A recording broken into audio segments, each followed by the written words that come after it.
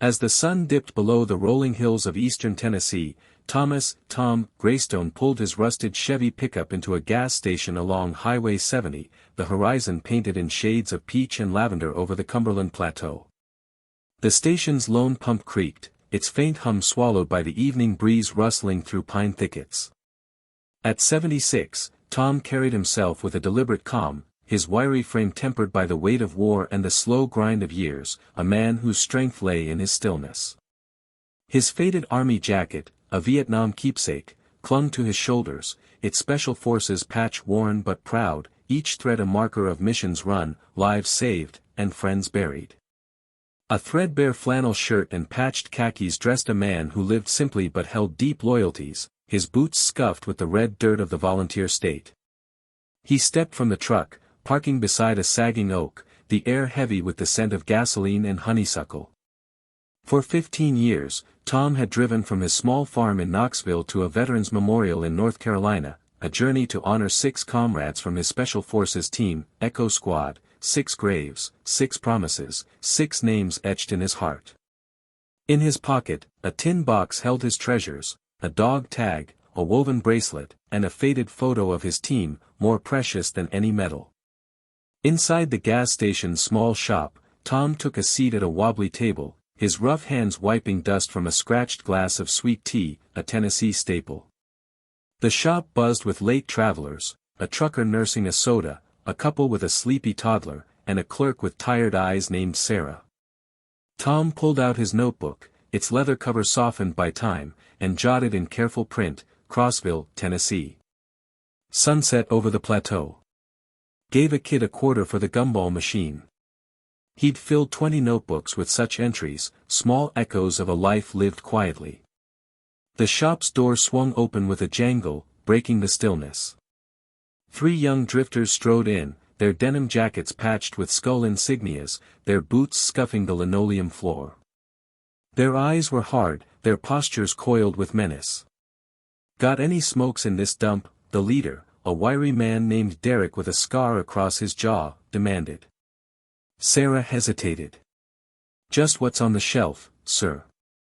No specialty stuff."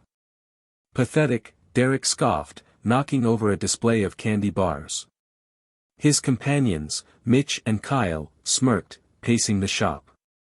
Mitch nudged a rack of maps, scattering them, while Kyle leaned over the counter, his grin unsettling. The couple held their toddler tighter, and the trucker averted his gaze. Tom observed, his tea untouched, his expression unreadable as a mountain. Derek's eyes zeroed in on Tom, the old man alone, his jacket bearing the Special Forces patch.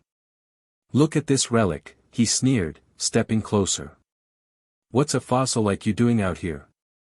Tom stood slowly, his voice steady but soft. "Just passing through. Let's keep things civil for these folks." The shop fell silent, tension thick as fog. Derek chuckled, a cold sound. "You giving orders, Grandpa?" "Just asking for decency," Tom replied, his gaze unwavering. Mitch snorted, a sharp bark. "Bet he's got stories older than my truck." Kyle circled Tom, taunting, "Think he's still fighting the commies in his dreams?"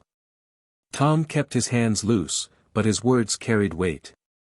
"I'm no one special. Just want quiet for these people." "Quiet?"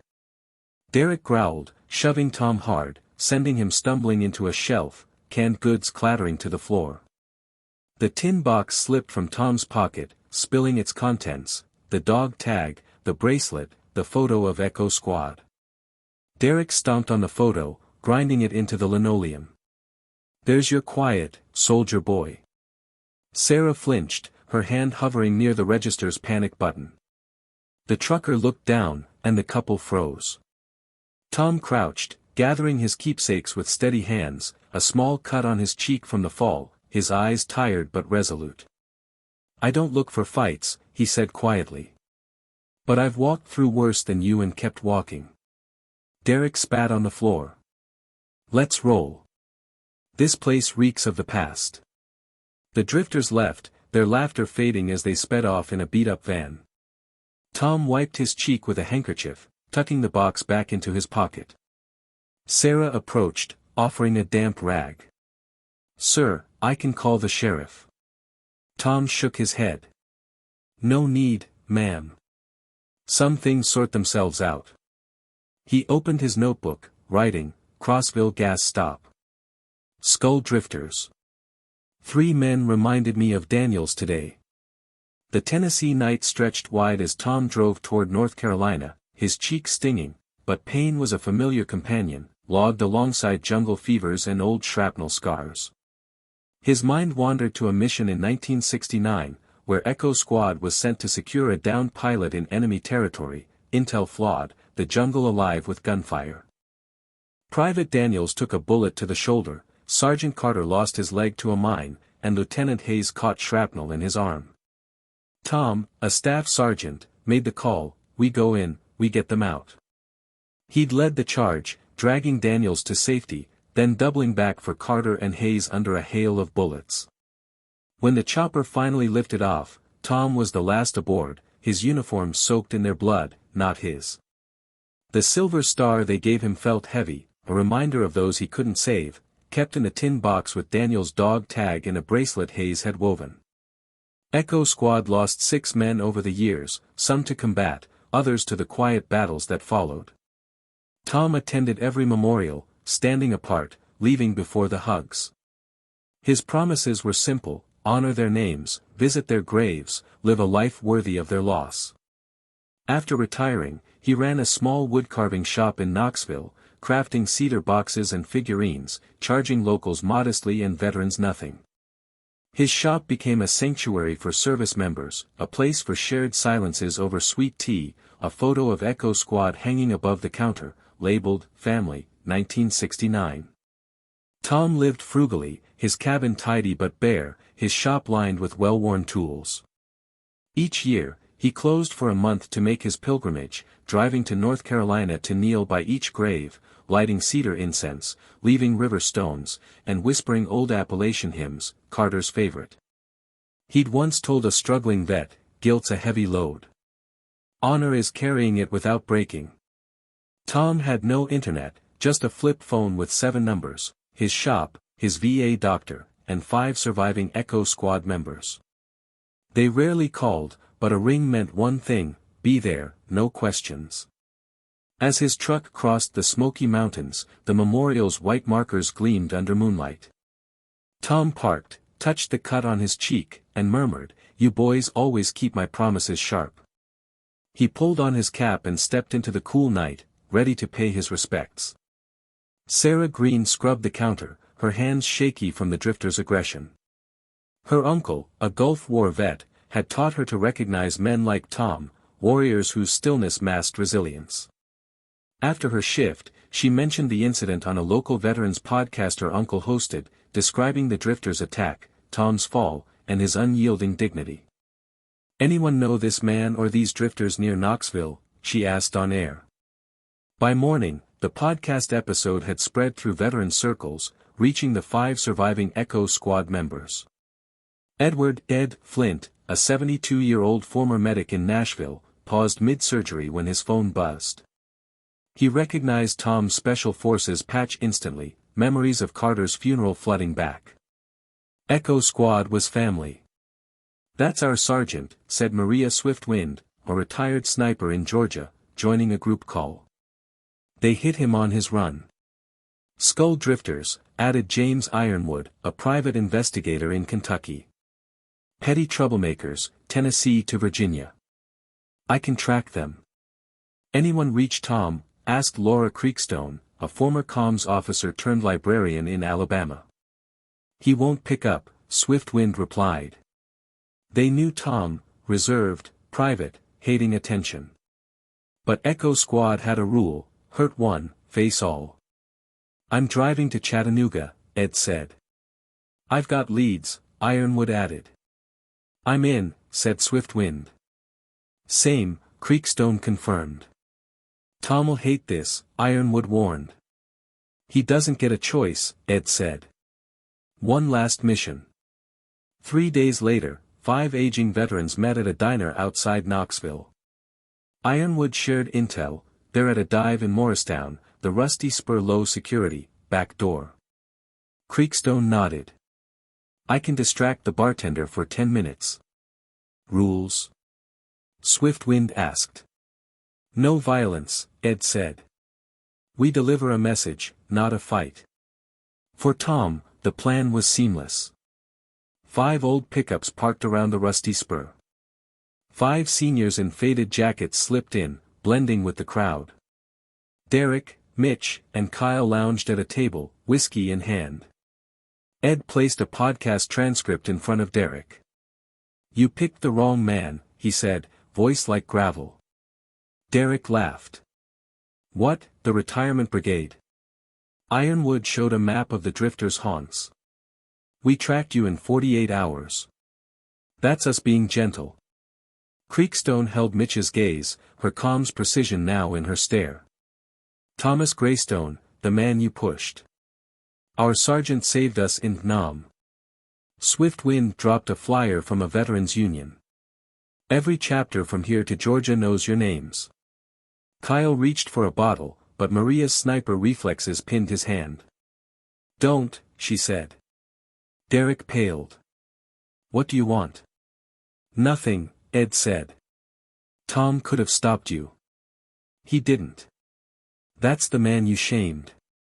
They left as one, message delivered, disappearing into the night. The podcast episode gained traction, shared by a veteran's blog as Silent Soldiers Stand. Clips from the Rusty Spurs security feed, anonymously sourced, showed 5 seniors confronting the drifters, their faces blurred, the drifters clear. Online comments poured in, real heroes don't need noise. Those punks learned age doesn't dim grit. The story hit 3 million listens in a week, sparking local news features. Though Tom remained unnamed, reporters visiting his Knoxville shop found it closed for his pilgrimage.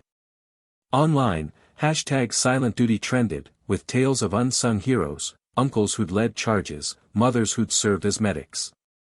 Tom's shop received stacks of mail, letters, children's drawings, a Cherokee prayer shawl labeled, for the soldier. The local postmaster, an Army vet, held them until Tom returned. When Tom drove back to Knoxville, he found 5 friends waiting. What's this nonsense? He asked, eyeing the postmaster's smirk. You're a hero, Tom, the man said, playing the podcast. Tom listened, face blank, then handed the phone back. Sorting the mail, he found Sarah's note, my uncle was Army. He said men like you speak through actions. Hope I did right. Tom tucked it into his tin box beside the bracelet. A month later, a Knoxville library named its veterans reading room the Thomas Greystone Corner for Steadfast Valor. Tom skipped the event but suggested naming it for Sergeant Carter. The local VFW started an Echo Squad pause, a 6-minute silence for fallen soldiers, which spread to chapters across the South. Veterans visited Tom's shop, some for carvings, others for his steady presence. He charged fairly, spoke little, and ignored the podcast. Tom adjusted his pilgrimage, inviting one struggling vet each trip, sharing the drive in his Chevy. They sat in silence, Tom sharing Echo Squad stories, Daniel's knack for jokes, Carter's love of hymns. The first was an Iraq War vet with PTSD, followed by a Marine with grief, a pilot with survivor's guilt. Tom offered no solutions, just companionship, letting peace grow in the quiet. A sign appeared in his shop, Echo Squad still stands. At its unveiling, Tom gave a slight nod and kept carving. Each year on the gas station incident's anniversary, he drove to Crossville, leaving a small stone where he'd been pushed, with a note, "You didn't break me. You showed me why I keep going." The Skull Drifters faded, their insignia shunned by local groups, a lesson etched in shame. Ed, Swiftwind, Ironwood, Creekstone, and Maria never spoke of Morristown. At an Echo Squad gathering in Tom's shop, Swiftwind raised a glass of tea. Some fights stay quiet. Tom received a letter from the Army Chief of Staff commending his enduring service. He read it once, then stored it away. On his 80th birthday, Tom woke to find his farm lined with candles, each one for a veteran touched by his example. No news captured it, no posts marked it. The veterans who placed them lived by Tom's creed: act right, speak low, stand tall. Asked by a neighbor how it felt to move so many, Tom paused, then said, "I kept my word. That's enough." His notebook grew thicker, each entry a stitch in a quilt of memory. The tin box stayed near, its contents sacred. The shop hummed with humble purpose, the photo of Echo Squad watching over it all. Tom worked on, his hands sure, his heart steady, a man who'd faced hell and chose to endure, not for fame, but for those who couldn't. The Tennessee wind carried whispers of the jungle, of cedar smoke, of names that would never die, and Tom, like the hills, stood firm.